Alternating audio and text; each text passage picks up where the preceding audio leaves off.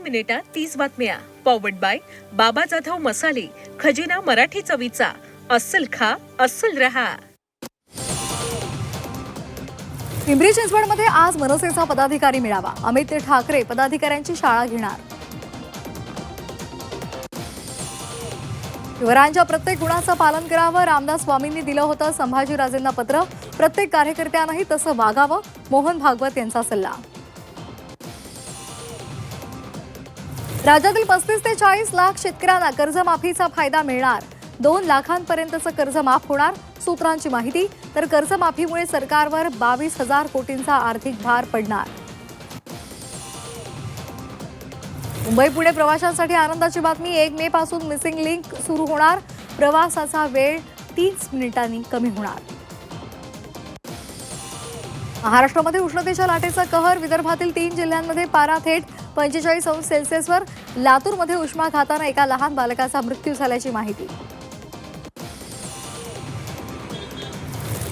राज्यामध्ये उष्माघाताचे 39 रुग्ण. सोलापुरात एकाचा उष्माघातानं त्रास होऊन मृत्यू झाल्याचा संशय.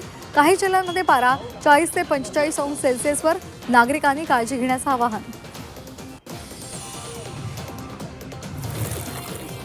वाढत्या तापमानाचा अंडी उत्पादनाला फटका. सांगलीच्या खानापूरमध्ये दररोज 8 लाख अंड्यांची घट.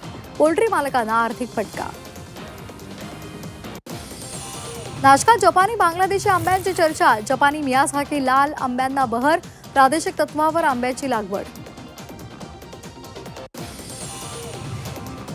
ठाण्यामधील कोपरी भागात तब्बल 7 तास वीज पुरवठा खंडित. ट्रान्सफॉर्मरमध्ये बिघाड झाल्यामुळे कोपरी भागातली बत्ती गुल. तब्बल 7 तासांनंतर विद्युत पुरवठा सुरळीत. रायगडच्या लोणेरे हत्याकांडमधील आरोपीला बेड्या. आरोपी अनिस मोहम्मद खान मालदारला अटक. 6 दिवसांपासून फरार अनिसला नवी मुंबईतून अटक. महाराष्ट्रामध्ये मराठीवरून वाद पेटला. परप्रांतीय रिक्षा टॅक्सी चालकांना मराठी शिकण्यासाठी मदत करणार. मुख्यमंत्री देवेंद्र फडणवीसांची घोषणा. भाषा संघर्षाचं माध्यम नाही. निरुपम मनसैनिक वादावर आशिष शेलार यांचा मनसेला चिमटा.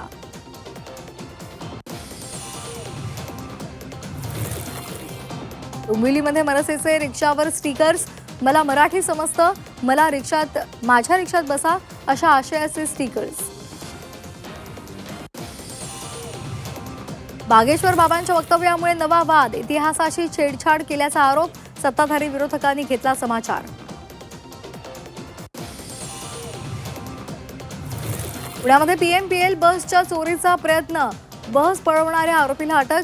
मनोरुग्ण असल्याचं भासवत आरोपीचा बस पळवण्याचा प्रयत्न. नाशिकच्या त्र्यंबकेश्वरमध्ये गोदा ते नर्मदा जलयात्रेचा मुख्यमंत्री देवेंद्र फडणवीसांच्या हस्ते शुभारंभ. 29 एप्रिलला जलयात्रेचा समारोप होणार.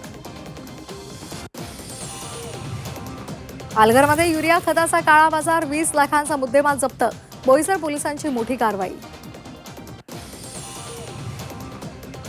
सांगलीमध्ये 2 दिवसांनंतर लोकप्रतिनिधी बांधावर. 2 दिवसांपूर्वी पावसामुळे पिकांचं नुकसान. माजी आमदाराकडून पिकांची पाहणी.